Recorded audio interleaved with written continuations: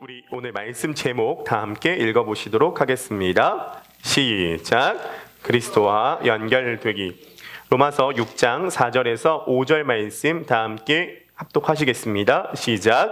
그러므로 우리가 그의 죽으심과 합하여 세례를 받음으로 그와 함께 장사되었나니 이는 아버지의 영광으로 말미암아 그리스도를 죽은 자 가운데서 살리심과 같이 우리로 또한 새 생명 가운데서 행하게 하려 함이라.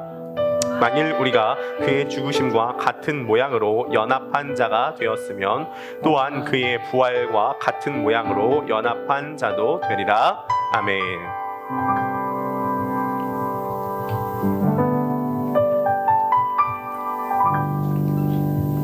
로마서 6장 4절에서 5절 말씀에서 반복되는 한 단어가 있습니다. 그것은 연합이라는 단어입니다. 연합이라고 하는 단어는 익숙하시죠? 제가 네이버에다가 연합 쳐보니까 다양한 연합에 대해서 나오더라고요. 일단 첫 번째로 나오는 건 연합 뉴스가 나왔고요.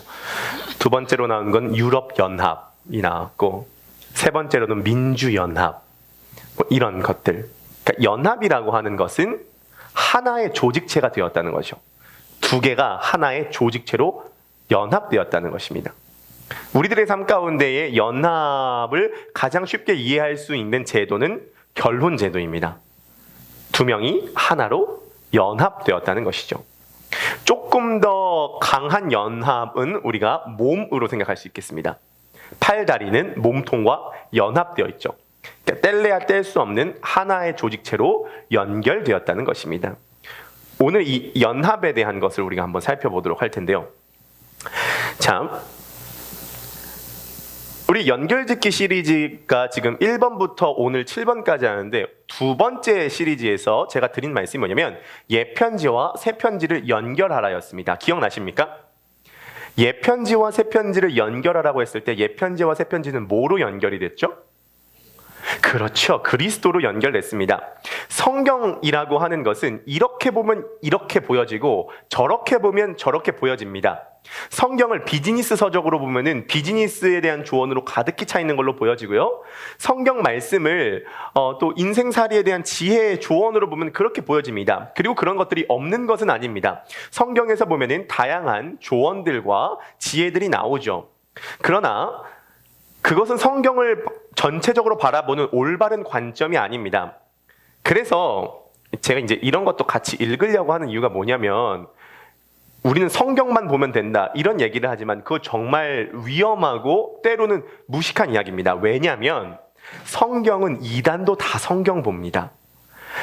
성경은 이단도 다 성경 봐요. 그래서 우리는 성경을 어떤 관점으로 볼 것인가가 중요하고 올바른 관점에서 성경을 바라봐야 된다는 것이죠.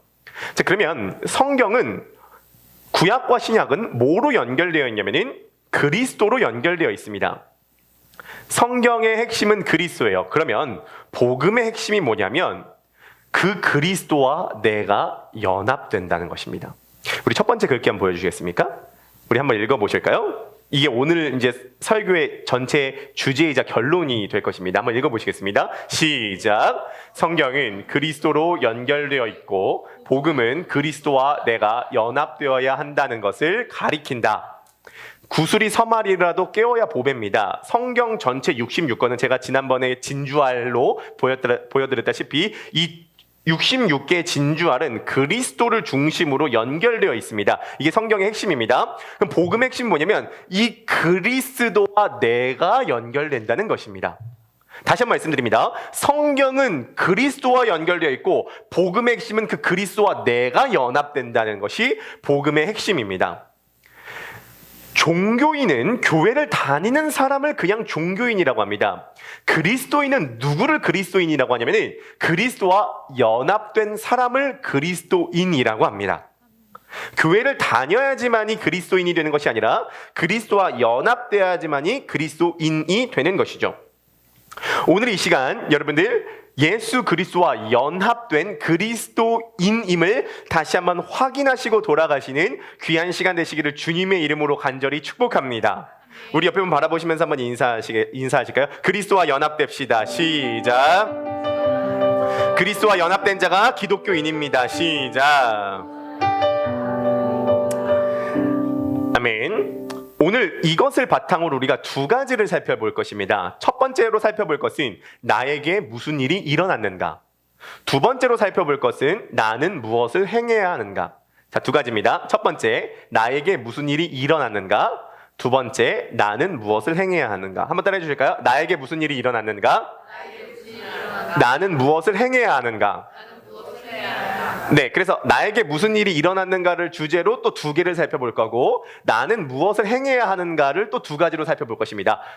두 가지를 두 가지로. 그래서 이렇게 생각을 하시면 되겠습니다. 네, 이거는 귀여운 게 아니라 따옴표 두 개를 상징하는 거죠. 네.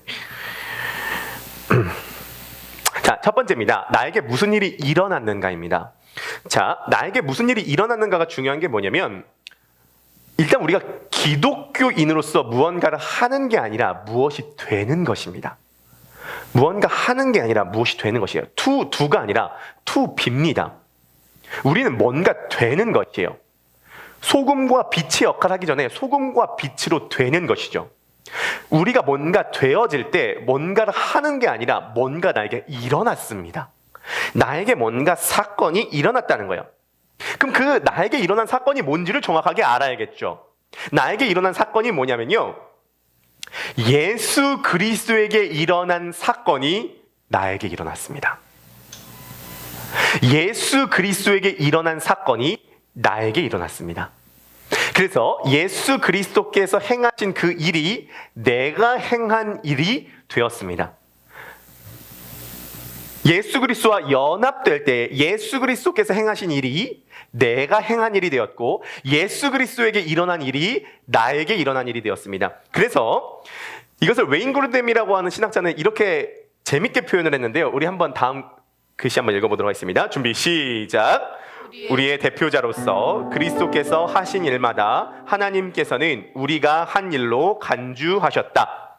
자, 우리가 예수 그리스도와 연합될 때 하나님은 우리의 대표자이신 예수 그리스도가 행하신 그 일을 우리가 행했다라고 간주하셨습니다.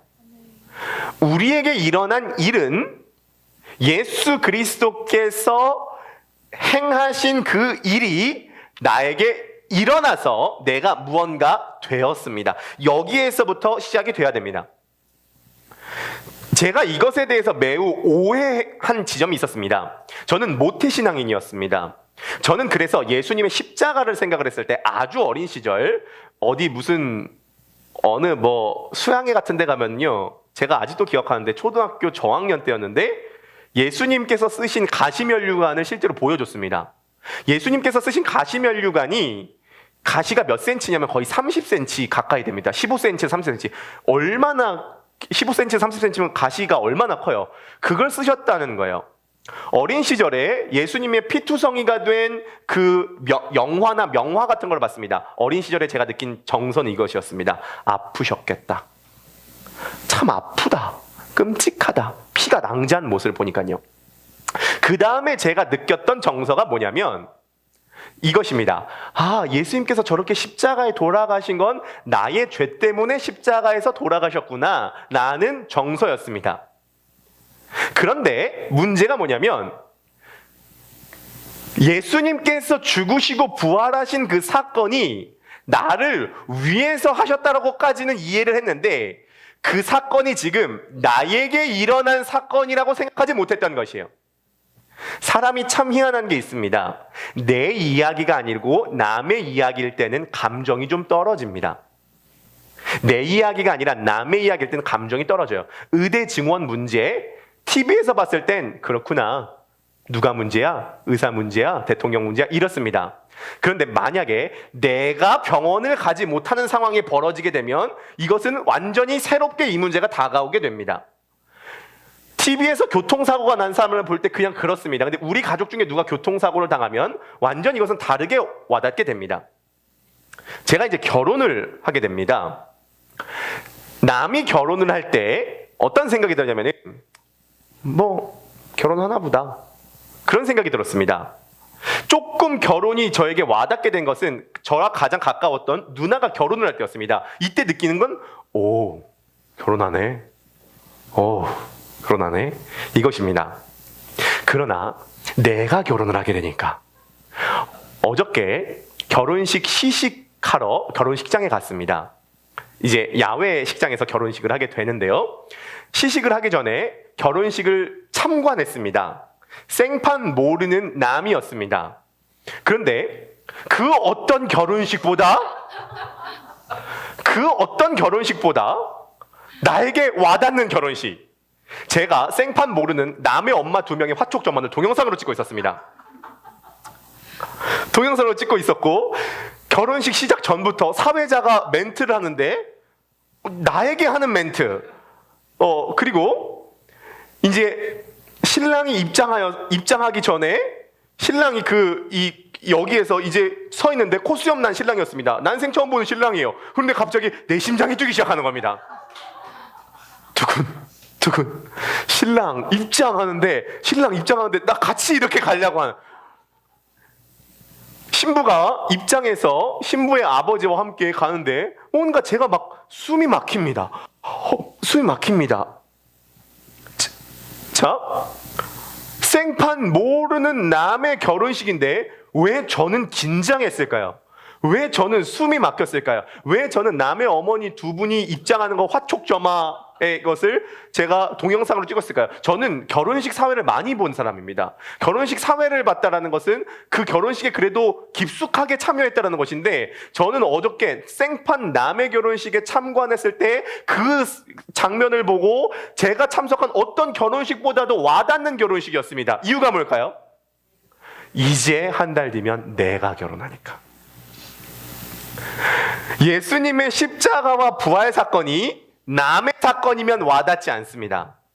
그런데 예수님의 십자가와 부활 사건이, 예수님의 죽음과 부활이 성경이 지금 말하고 있는 것이 뭐냐면 나에게 그 사건이 일어났다는 것이에요. 나에게 그 사건이 일어났다는 것입니다. 그래서 제가 사복음서를 볼 때 몰랐는데 로마서 6장을 봤을 때에 상당한 충격을 받았던 것입니다. 오늘 본문 다시 한번 들어봐 주겠습니까? 오늘 본문 4절, 5절 다시 한번 우리가 읽어보시도록 하겠습니다. 준비, 시작.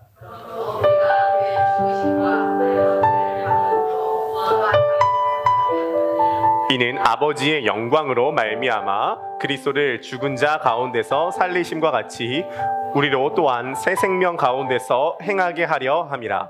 만일 우리가 그의 죽으심과 같은 모양으로 연합한 자가 되었으면 또한 그의 부활과 같은 모양으로 연합한 자도 되리라. 아멘. 지금 로마서 6장이 말하고 있는 게 뭐냐면 예수님께서 죽으시고 부활한 사건이 예수 그리스도와 연합한 우리에게도 동일하게 일어났다는 것입니다. 예수님의 죽음은 나의 죄 때문에 그냥 죽으신 정도가 아니라 그 죽음과 부활은 내 사건이라는 거예요. 예수님 사건이 아니라 예수님을 대표로 하는 내 사건이라는 것입니다. 특히 어느 정도냐면은 우리는 예수와 함께 죽어서 장사되었다고 얘기하고 있어요. 장사가 뭐예요? 장례를 말하는 거예요. 장례가 뭐죠? 이 사람이 죽었다라고 공식적으로 선언하는 것입니다. 그래서 온 세상에 죽었음을 공식적으로 알리는 사건이 장례식이에요. 죽었다고 공식적으로 선언하는 것입니다. 우리가 예수님과 연합하여서 우리가 예수님과 하나가 되었을 때 예수님께서 십자가에 죽으시고 돌무덤에 들어갔을 때 그건 우리를 위해서가 아니라 로마서가 얘기하는 건 그 돌무덤 안에 우리가 지금 같이 들어갔다는 것입니다. 그래서 이 본문을 잘못 이해하면 나는 죽고 예수로 살아야 된다. 이게 맞는데 매일마다 나는 죽고 예수로 살아야 된다라고 지금 다짐하는 것이 아닙니다. 이것이 대표적으로 이 본문을 오해하는 것입니다. 난 계속 죽어야 돼. 예수님만 살아야 돼. 그게 아니라 죽었으면 끝났습니다. 내가 아직 죄악에 넘어졌을지라도 일단 선언하는 거예요. 죽으면 옛사람은 죽은 겁니다. 다시 살아나지 않아요. 다짐과 결단의 문제가 아니에요. 죽고 다시 살았습니다. 이건 반복되는 것이 아니에요. 예수 그리스도와 함께 장사된 것이죠. 그래서 날마다 내가 막 결단하면서 오늘도 나는 죽고 예수로 살아야지. 오늘도 나는 죽고 예수로 살아야지. 그게 아니라 예수님과 함께 장사되었습니다. 돌무덤에 들어갔어요. 그리고 부활의 아침 예수 그리스도께서 돌무덤을 굴리시고 나올 때 나도 거기서 같이 나왔다는 것입니다. 그게 예수님과 연합했을 때 일어나는 일이에요. 여기서 이제 문제를 하나 짚고 넘어가도록 하겠습니다. 우리의 문제가 뭔지 아십니까? 이게 안 느껴진다는 것입니다. 그렇죠? 다들 고개를 한 번에 엄청 끄덕거리세요. 이게 안 느껴진다는 것입니다. 여기서 중요한 사실을 하나 말씀을 드리겠습니다. 우리는 너무 느낌에 종속됩니다. 우리는 너무 느낌에 종속됩니다. 느낌은 중요합니다. 경험도 중요합니다. 체험도 중요합니다. 그러나 우리가 꼭 기억해야 될 것은 느낌, 경험, 체험보다도 훨씬 더 중요한 게 성경의 선언입니다. 느낌, 경험, 체험보다도 훨씬 더 강력한 것은 성경의 선언입니다. 느낌 중요하고 경험 중요하지만 우리의 느낌과 경험은 매우 제한적입니다. 예를 한번 들어볼까요? 지금 지구는 돌아가고 있습니다. 느끼십니까? 지금 지구는 이렇게도 돌아가고 이렇게도 돌아가고 있습니다. 느끼십니까? 못 느낍니다. 1초에 우주가 얼마나 많이 확장되느냐 제가 찾아보니까 1초에 7,000km씩 확장된다고 합니다.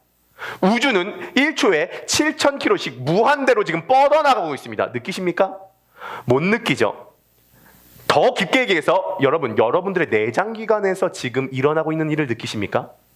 우리는 나와 가장 가까운데 내장에서도 벌어지는 일에 대해서도 잘 느끼지 못해서 우리는 MRI, CT 촬영을 해야지만이 우리 내부에서 일어나는 일을 느끼죠. 느낌이라고 하는 것은 매우 제한적입니다.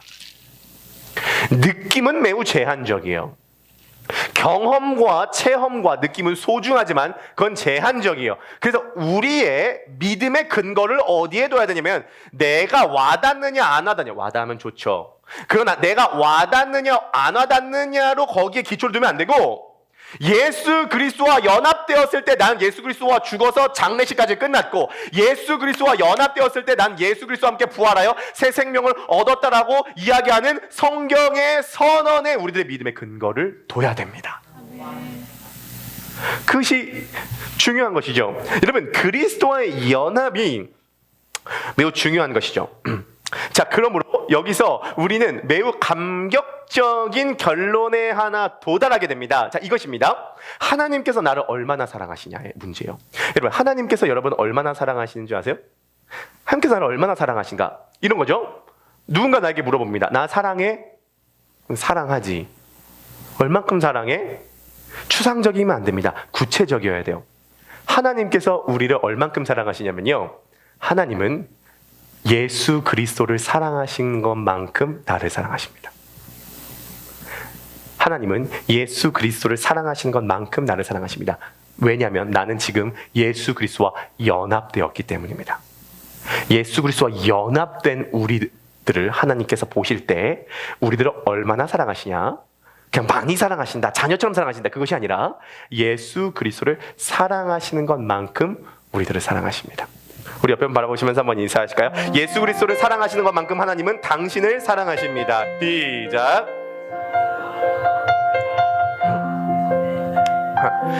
그러니까 여기서 우리가 깨달을 수 있는 게 뭐냐면은 이제 이런 것입니다. 우리는 죽어서 천국 가냐, 구원 받느냐 이거에 대한 고민과 문제가 있습니다. 제가 설교를 준비하면서 너무나 평안했던 게 뭐냐면 우리가 죽어서 하나님 앞에 섰을 때 결국은 우리가 하나님께 내놓는 것은 그리스도와 연합한 나를 내놓는 것입니다. 그러니까 그리스도를 하나님 앞에 내놓는 것입니다. 그러므로 구원은 당연한 것입니다. 우리는 자꾸 이게 내가 구원 받았나 안 받았나 고민한 이유가 뭔지 아세요? 제가 정확하게 알고 있습니다. 우리가 구원 받았나 안 받았나 고민하고 있는 이유가 뭐냐면 구원의 근거를 나에게서 자꾸 찾으려고 하는 경향이 있어서 그렇습니다. 내가 지금 잘 믿고 있나? 내가 신앙인인가? 이런 나에 대한 포커싱이 맞추니까 내가 구원 받나 안 받나 고민하는 거예요.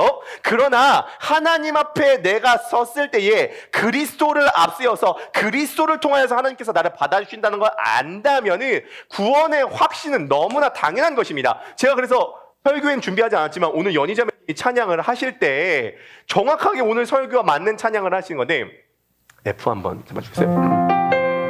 구주 예수 의지함이 심히 기쁨 기쁜 일일세. 자, 구주 예수 의지하면 왜 기쁜 일이죠?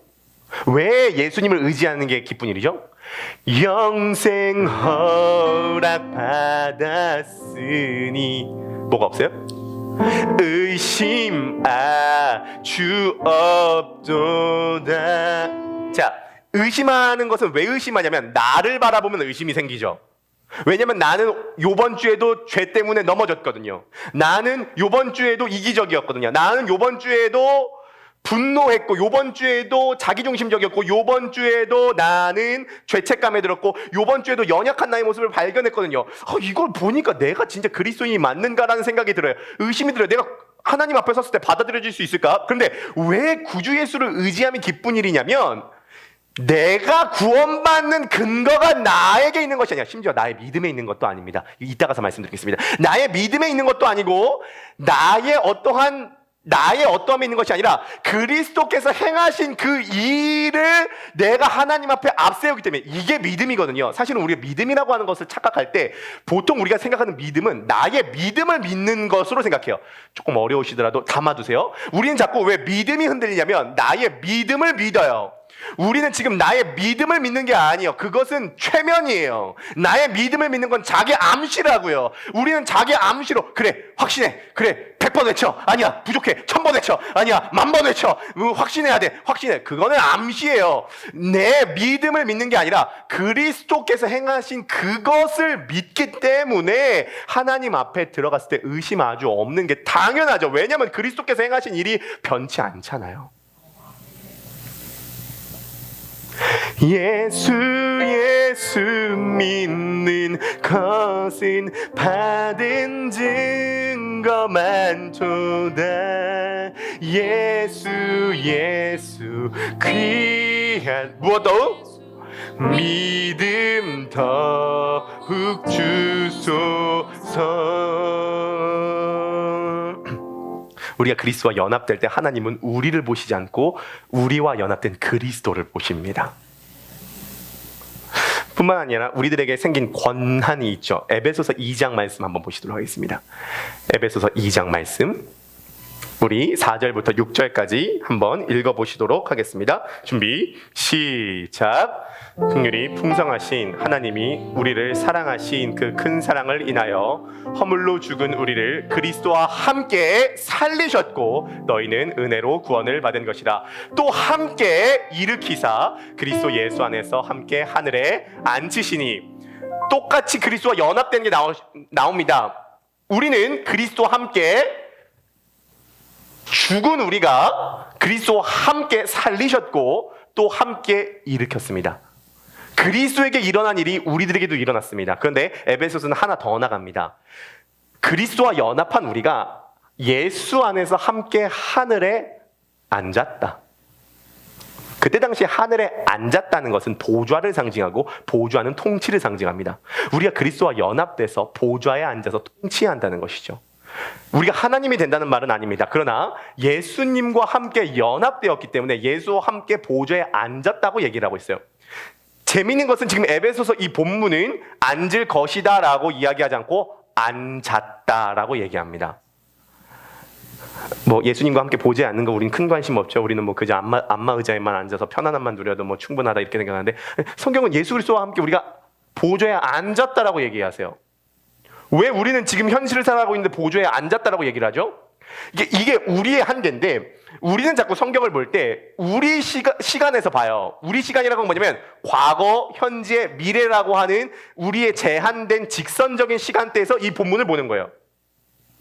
그러나 하나님의 관점은 과거, 현재, 미래가 없이 영원의 관점에서 우리를 보십니다. 영원의 관점에서 보면 우리가 이미 예수 그리스도와 함께 죽고 살아서 보좌에 앉아 있는 것이 완료된 것입니다. 그리스도와 연합이라는 것이죠.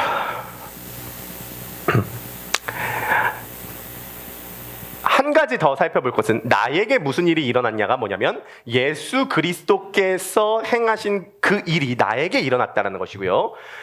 우리가 한 가지 더 살펴볼 것은 뭐냐면 나에게 일어나야 할 일이 예수 그리스도에게 일어났다는 것입니다. 우리 고린도 후서 말씀 한번 읽어보시도록 하겠습니다. 준비, 시작. 하나님이 죄를 알지도 못하신 이를 우리를 대신하여 죄로 삼으신 것은 우리로 하여금 그 안에서 하나님의 의가 되게 하려 하심이라. 아멘. 하나님께서 예수 그리스도를 죄를 모르시는 분인데 죄 덩어리로 여기셨다고 합니다. 그래서 예수님은 죄 덩어리가 되셔서 죽으신 것이죠.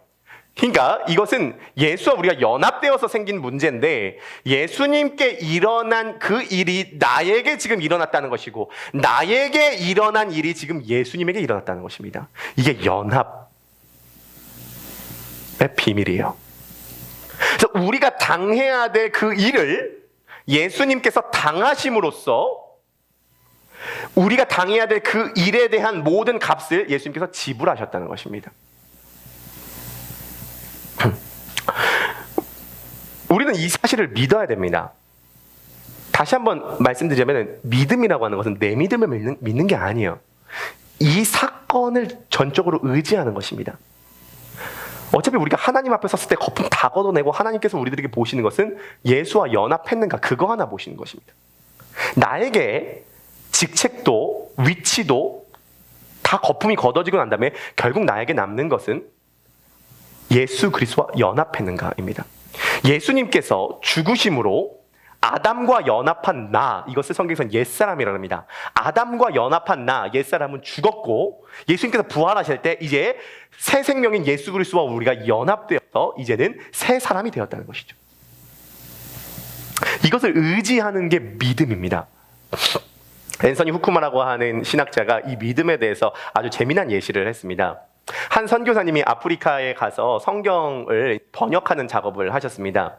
그 성경 중에 요한복음을 번역하는 작업을 하셨대요. 근데 요한복음에 보면 믿음이라고 하는 단어가 참 많이 나옵니다.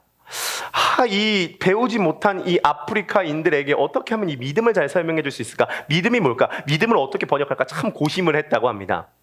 근데 동료 선교사님이 딱 들어와가지고 의자를 놔두더니 그 의자에 털썩 주저앉았다고 합니다.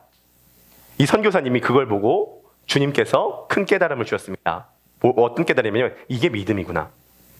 믿음이란 뭐냐면 의자에 털썩 앉는 것과 똑같다. 뭐냐면 자신을 전적으로 의자에게 의지하는 것처럼 예수 그리스도를 전적으로 전인격적으로 의지하는 것, 그것이 믿음입니다. 내가 잘 믿느냐, 그러니까 내 믿음을 믿는 것이 아니라 의자를 믿는 것처럼, 의자의 튼튼함을 믿는 것처럼 예수 그리스도께서 행하신 그 사건을 의지하는 것이죠. 여러분, 그리스도와 연합되시기를 주님의 이름으로 간절히 축복합니다. 아멘. 그 연합된 사실을 확인하시기를 주님의 이름으로 간절히 축복합니다. 나에게 무슨 일이 일어났는가? 예수님에게서 일어난 일이 나에게도 일어났습니다. 나에게 일어날 일이 예수 그리스도에게 일어났습니다. 이것을 믿는 게 그리스도인이 되는 것입니다. 예수와 연합할 때 우리는 그리스도인이 됩니다. 우리가 하나님 앞에 설 때 하나님은 나를 바라보시지 않고 나와 연합한 예수 그리스도를 바라보시고 내 공로가 아니라 그리스도의 공로로 구원을 얻습니다. 그러므로 구원의 확신은 사실 매우 쉬운 것입니다. 그분이 행한 사건을 의지하기 때문이죠. 그러므로 하나님은 나를 얼마나 사랑하시냐? 예수 그리스도를 사랑하시는 것만큼 나를 사랑하십니다. 자, 두 번째, 그러면 나는 무엇을 행해야 하는가? 라는 것인데요. 단순히 우리가 구원을 받고 하나님의 자녀로 입양되었다는 것으로만 끝나는 것이 아니라 예수 그리스도의 연합을 통해서 우리가 행해야 될 것이 있습니다. 이 땅을 살아가면서 우리가 행해야 될 것이 있는 거죠. 자, 오늘 밑줄 친 4절 말씀 한번 들어봐 주시겠습니까? 우리 밑줄 친 4절 말씀 다 함께 한번 읽어보시도록 하겠습니다. 준비, 시작! 그러므로 신과 합하여 세례를 받음으로 그와 함께 장사되었나니 이는 아버지의 영광으로 말미암아 그리스도를 죽은 자 가운데서 살리심과 같이 우리로 또한 새 생명 가운데서 행하게 하려 함이라. 아멘. 우리가 예수 그리스도와 연합되어서 우리가 그리스도인이 되어서 사랑받고 구원받는 것뿐만이 아니라 우리가 해야 될 것이 있습니다. 그것이 무엇이냐면 새 생명 가운데서 행해야 한다는 것입니다. 이것을 아주 간단하게 얘기해서 어떻게 행해야 되냐면 간단하게 얘기해서 이것입니다. 우리는 예수님처럼 살아야 됩니다. 우리는 예수로 인하여서 구원을 얻을 뿐만이 아니라 예수와 연합된 자로서, 예수와 묶인 자로서 우리가 행해야 될 건 뭐냐면, 참 부담스럽지만, 참 갈 길이 멀어 보이지만, 아직까지도 자기중심적이고 이기적이고, 아직까지도 쉽게 낙심하고 불안해하며 후회하고 죄책감이 빠지지만, 성경은 우리들에게 뭐라고 얘기하냐면 예수 그리스도처럼 행하라라고 이야기하고 있습니다. 새 생명을 얻은 자로서 행하라라고 이야기하고 있죠.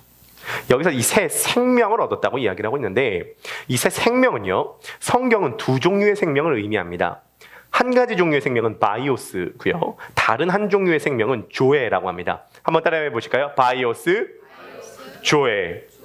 바이오스는 우리가 알고 있는 콧구멍으로 숨을 쉬고 하는 이 목숨, 이것을 헬라어로 바이오스라고 합니다. 이 생명을 바이오스라고 합니다. 이 헬라어 바이오스에서 영어 단어, 많은 단어, 바이탈, 비타민, 이런 생명과 연결된 영어 단어가 파생이 됐습니다. 이 헬라어 단어가 바이오스, 우리의 육체적 생명을 의미합니다. 근데 성경은 두 번째 종류의 생명을 이야기하고 있는데, 이 두 번째 종류의 생명을 성경은 뭐라 그러냐면 조에라고 합니다. 조에. 이 조에는 뭐냐면 예수 그리스도와 연합되었을 때 그의 죽으심과 부활, 그분이 죽으시고 부활하실 때 그 생명이 나에게도 왔다는 것입니다. 그래서 그 새 생명을 얻게 됐다는 것입니다. 이것을 거듭남이라고 표현하기도 하고 새 생명을 얻었다라고 표현하기도 합니다. 어쨌든 우리는 이 조의 새 생명, 그래서 사실 크리스찬은 두 종류의 생명을 가진 게 크리스찬입니다. 바이오스와 조에를 가진 것이 크리스찬인 거죠. 자, 우리는 이 조에를 가진 자로서 새 생명 가운데서 행해야 됩니다. 다른 말로 예수 그리스도와 같이 살아가야 된다는 것이죠. 제가 이제 학교에서 그 신구원 교수님, 우리 니고데모 안경의 저자인 신구원 교수님께 수업을 배울 때 참 도전을 받은 얘기를 들었습니다. 그게 뭐냐면, 세계 각국을 돌아다니면서 진짜 그리스도인을 만났을 때 본인이 느끼셨던 감정이 있으셨다고 합니다. 어떤 감정이냐면, 진짜 그리스도인을 만나면 모두 다 비슷하다. 진짜 그리스도인들은 모두 다 뭔가 비슷한 것을 공유하고 있다는 얘기를 했습니다. 그 비슷한 게 뭐냐? 두 가지였다고요. 첫 번째 온유함이고, 두 번째 자신감이래요. 온유한데 자신감이 있었다고 합니다. 그것이 찐 그리스도인을 만났을 때 공통적으로 나타나는 특징, 온유한데 자신감이 있다는 거죠. 우리 마태복음인가요? 이 마태복음 11장 29절 우리 다 함께 한번 읽어보실까요? 준비 시작. 나는 마음이 온유하고 겸손하니 나의 멍에를 메고 내게 배우라. 그리하면 너희 마음이 쉼을 얻으리니. 아멘. 예수님 본인도 나는 온유한 사람이다라고 얘기를 했습니다. 그리스도인은 본인이 죄인이라고 하는 것을 인정합니다. 그래서 겸손할 수 있죠.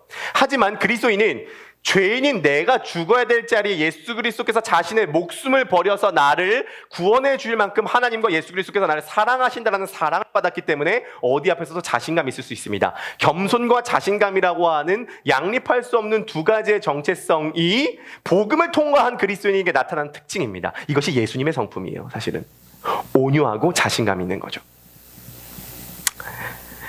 자, 그러면 우리가 행해야 될 것은 예수님을 닮아가고 예수님처럼 행해야 되는 것인데, 어떻게 그럼 예수님처럼 행할 수 있습니까? 그 전략을 두 가지로 제시를 하고 오늘 말씀을 마무리를 하려고 하는데요. 자, 첫 번째, 우리가 어떻게 예수님처럼 살아갈 수 있을까? 어떻게 우리가 예수님을 닮아 행할 수 있을까라고 했을 때 첫 번째 전략은 한번 따라해 주면 감사하겠습니다. 가장합시다. 가장합시다. 뭐뭐라고 가장하는 거죠. 성경은 우리가 예수 그리스도로 분장했다고 얘기를 합니다. 바꿔서 얘기해서 우리가 예수 그리스도라고 가장한다는 거죠. 이것은 이제 C.S. 루이스가 이 가장합시다라고 하는 이 파트에 대해서 얘기를 하면서 이제 순전한 기독교에서 이런 얘기를 하는데 잠시 인용을 해드리도록 하겠습니다. 자, 한번 들어보세요. 두 가지 종류의 가장이 있습니다. 하나는 나쁜 것으로서 진짜를 밀어내는 가장입니다. 실제로는 돕지 않으면서 돕는 척 할 때처럼 말이지요. 그러나 좋은 가장도 있는데 이것은 진짜로 나아가는 가장입니다. 친밀감을 보여야 할 사람한테 친밀감이 생기지 않을 때 가장 흔히 쓸 수 있는 최선의 방책은 마치 자기가 실제보다 더 친절한 사람인 양 친밀한 태도와 행동을 보이는 것입니다. 그러면 우리 모두가 이미 경험한 바처럼 얼마 후 전보다 큰 친밀감이 정말 생겨납니다. 스스로 그리스도로 분장했다고 가장할 때 하나님의 아들 그리스도가 실제로 여러분 옆에서 여러분의 가장을 현실로 바꿀 것입니다. 그 다음은 함께 읽어보면 좋을 것 같은데 우리 좋은 한번 읽어보시도록 하겠습니다. 시작. 여러분은 좋은 의미에서 한 인격체에 전염되려고 애쓰는 중입니다. 그 한 인격체는 예수 그리스도의 인격을 의미합니다. 여러분은 좋은 의미에서 예수 그리스도라고 하는 그 인격체에 전염되려고 애쓰는 중입니다. 그 애쓰는 건 뭐냐면 내가 그리스도라고 가장하는 것이요. 그래서 그리스도처럼 행해보는 것입니다. 그러면 예수 그리스도, 나와 연합한 예수 그리스도께서 내 옆에서 그 가장을 현실로 바꾸어 준다는 것입니다. 이것이 우리가 예수 그리스도처럼 새 생명 가운데 행할 때에 쓸 수 있는 첫 번째 방법입니다. 가장하세요. 그러므로 교회 안에서도 우리가 그리스도라고 생각하고 행동하세요. 가정 안에서도 우리가 그리스도라고 가장하고 행동하시기 바라겠습니다. 말씀을 전하는 저도 이게 얼마나 부담스러운지. 저도요, 제 상황을 보면요, 목회자지만 한심할 때가 많잖아요. 여러분들도 한심할 때가 많으시죠? 네, 매우 한심하죠. 지난 한 주간도 매우 한심할 때가 많습니다. 그러나 가장해보세요. 자, 첫 번째 방법은 가장하는 것이고요. 두 번째 방법을 소개해드리도록 하겠습니다. 두 번째 방법은요, 성령님을 의지하시기 바랍니다. 자, 우리가 예수 그리스도를 닮아가는 가정에서 우리가 의지해야 될 분은 성령님이십니다. 그래서 날마다 성령님을 의지할 때 우리는 예수 그리스도를 닮아갈 수 있습니다. 순간순간 기도할 때뿐만이 아니라 순간순간 성령님을 의지하시기 바라겠습니다. 우리가 꼭 기억해야 될 게 뭐냐면 우리가 성령으로 충만할 때 성령님은 자기 주장을 하시는 분이 아니십니다. 성령님은 자기를 드러내시는 분이 아니에요. 그러므로 우리가 성령 충만할 때 우리는 성령님에 대해서 알아가는 것이 아니라 우리는 성령 충만할 때 예수님에 대해서 알아갑니다. 다시 한번요. 우리는 성령 충만할 때 성령님에서 더 알아가는 것이 아니라 성령 충만할 때 예수님에 대해서 더 알아갑니다. 그게 성령님의 역할이에요.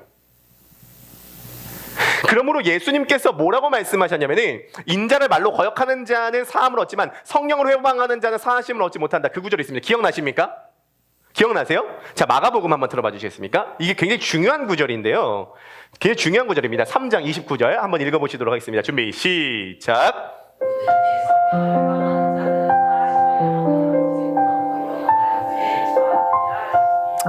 아멘. 자, 이것을 오해하면은 예수님은 거역해도 우리가 용서받을 수 있지만 뭔가 용서받은 죄인이어서 그런가? 성령님을 거역하면은 우리는 영원히 죄를 사함받지 못해. 이제 옛날에 기도원에서 붕사 목사님들께 이 말씀을 참 많이 들었습니다. 그래서 성령 회방죄는 사하심을 얻지 못해 이런 이제 얘기를 많이 들었는데 그럼 도대체 이 성령 회방죄가 뭐냐는 것이죠. 이것은 매우 타당한 이야기입니다. 그래서 어떤 한 파트가 아니라 같이 보는 게 중요한데 자, 이것입니다. 성령님의 사역이 뭐냐를 먼저 정립을 해야 되는 것입니다. 성령님의 사역은 뭐냐면 두 가지 종류의 사역이 큰 사역이 있는데 첫 번째는 나와 예수님을 연합시킬 때 예수님을 믿도록 만들어주시는 분이 성령님이시고 두 번째 예수님을 믿고 난 다음에 예수님을 닮아가도록 만들어주시는 분이 성령님이시에요. 그러므로 자, 정리하도록 하겠습니다. 성령을 회방한다는 것은 바꿔서 얘기해서 예수를 믿지 않겠다라고 얘기하는 것입니다. 그러니까 당연히 정죄를 받는 거예요. 왜냐면은 하나님께서 성령님께서 성령을 회방했다고 기분 나빠서 막 하시는 것이 아니라 성령님은 예수님을 믿게 만들어주시는 분이고 예수님을 믿어야지만이 우리가 죄에서 구원받아 우리가 하나님의 자녀가 되는데 우리가 성령님을 회방한다는 것은 예수님을 믿지 않겠다는 것이고 예수님을 믿지 않는다라는 것은 우리는 그 자체로 죄인이기 때문에 정죄를 받는다라고 하는 논리로 가게 된다는 것이죠. 그래서 진리의 성령 내게 오셔서 진리의 성령 내게 오셔서 진리의 성령 나를 깨닫게 가사, 그 다음 가사가 중요한데요. 주 예수만 바라보게 하시네. 진리의 성령 내게 오셔서 진리의 성령 내게 오셔서 진리의 성령 나를 깨닫게 주 예수만 바라보게 하시네. 성령님의 역할은 우리를 예수님과 연합시키는 것뿐만 아니라 예수님을 닮아가도록 만들어 주시는 것이 이 두 가지가 성령님의 사역입니다. 다른 게 성령님의 사역이 아니에요. 그러므로 우리가 예수님처럼 살아갈 때 그것을 돕기 위해서 그 주된 목적을 갖고 이 땅 가운데 오신 성령님을 의지하는 것은 당연한 것이죠. 기도할 때뿐만 아니라 매 순간마다 성령님을 의지하오니 예수님을 닮아가게 하소서. 오늘도 저는 이기적이고 자기중심적이고 질투 많고 시기하고 미래에 대해서 막막해하고 불안해하며 옛날 일에 대해서 후회하고 오늘도 저는 죄책감에 빠졌고 오늘도 저 사람을 사랑하지 못하는 저인데 나는 사도 바울의 로마서처럼 새 생명 가운데서 행한다는 것은 예수 그리스도처럼 내가 행한다는 것인데 그것을 돕기 위해서 이 땅 가운데 오신 분이 성령님이시오니 성령님 오늘도 나를 충만하게 채워주시다. 예수 그리스도의 좋은 인격에 내가 완전히 전염되게 하소서 라고 기도하는 것이죠. 그럴 때 우리는 우리가 행해야 될 일인 예수 그리스도를 닮아가는 일을 할 수가 있습니다. 자, 말씀을 정리하도록 하겠습니다. 오늘 연결짓기의 마지막 시리즈로 그리스도와의 연합을 다뤘습니다. 연합은 한 조직체가 두 조직체가 하나가 되는 것입니다. 두 가지 살펴봤습니다. 첫 번째, 나에게 무슨 일이 일어났는가? 두 번째, 내가 무엇을 행해야 되는가? 나에게 일어난 일은 간단하게 얘기해서 예수 그리스도와 연합했을 때 예수 그리스도에게 일어난 일이 나에게 일어났다는 것입니다. 그래서 예수 그리스도가 죽으시고 장사되어 무덤에 들어갈 때 제3자가 아니라 1인칭이 되어서 나도 그 무덤에 들어갔다는 것이고 부활의 아침 예수 그리스도께서 무덤 밖으로 나오셨을 때 나도 거기서 같이 걸어 나왔습니다. 우리는 새 생명을 얻게 되었습니다. 느낌, 경험, 체험 물론 소중하지만 느낌과 경험과 체험은 매우 제한적입니다. 우리는 느낌과 경험과 체험이 아니라 성경의 선언에 우리의 믿음의 근거를 둬야 됩니다. 나에게 일어난 일이 예수님에게 일어난 일이 나에게 일어났듯이 나에게 일어난 일이 예수님에게 일어났습니다. 그래서 죄를 알지도 못하신 분이 죄가 되어서 돌아가시게 된 거죠. 우리는 이 사실을 믿어야 됩니다. 우리의 믿음을 믿는 것이 아니라 이것을 믿어야 됩니다. 그러므로 우리가 하나님 앞에 갔을 때 하나님은 나를 보지 않고 나와 연합한 예수 그리스도를 보시기 때문에 우리가 구원 받을까 못 받을까 고민할 필요가 없습니다. 왜냐하면 우리는 예수 그리스도를 앞세우기 때문입니다. 하나님은 나를 얼마나 사랑하시냐? 예수 그리스도를 사랑하시는 것만큼 나를 사랑하십니다. 두 번째, 그러므로 우리가 행해야 될 것이 있습니다. 우리는 단순히 자녀가 되고 구원받는 것에만 만족할 수 없습니다. 성경은 새 생명 가운데서 행하라라고 이야기하죠. 생명은 두 종류의 생명입니다. 바이오스와 조에입니다. 바이오스는 우리 육체적 생명을 가리키고 조에는 영적인 생명을 가르칩니다. 우리가 예수 그리스도 연합할 때 영적인 새 생명을 얻게 되었습니다. 이제 우리가 새 생명 가운데 행한다는 것은 바꿔서 얘기해서 예수 그리스도처럼 행한다는 것입니다. 어떻게 하면 예수 그리스도처럼 행할까? 두 가지 전략을 말씀드렸습니다. 첫 번째, 가장합시다. 우리가 예수 그리스도라고 가장하는 것입니다. 우리가 예수 그리스도라고 가장하면서 예수 그리스도처럼 행하려고 할 때 우리 옆에서 예수 그리스도께서는 우리들의 가장을 현실로 바꾸어 주실 것입니다. 우리는 좋은 전염을 받기 위해서 애쓰는 중이죠. 두 번째, 성령님을 의지하시기 바랍니다. 성령을 회방하는 죄는 용서함을 못 받는다는 것은 당연합니다. 왜냐하면 성령님의 사역 자체가 두 가지입니다. 예수와 우리를 연합시켜서 구원시키시는 것과 그 예수님을 닮아가게 만드는 사역이기 때문입니다. 그러므로 우리는 여전히 이기적이고 자기중심적이고 여전히 이번 한 주간도 죄악 가운데 넘어지지만 우리가 매 순간 예수님을 닮아가기 위해서 우리가 붙잡아야 될 분은 성령님이십니다. 그러므로 성령으로 충만할 때 우리는 성령님을 알아가는 것이 아니라 희한하게 예수님을 알아갑니다. 그것이 성령님이 이 땅 가운데 오신 본질적인 목적이기 때문입니다. 그러므로 크로스포인트 교회 성도님들, 교회에 다니시는 분이 아니라 그리스도와 연합된 역사가 여러분들의 삶과 신앙과 현재와 사업 가운데 이루어지시게 되시기를 주님의 이름으로 간절히 축복합니다.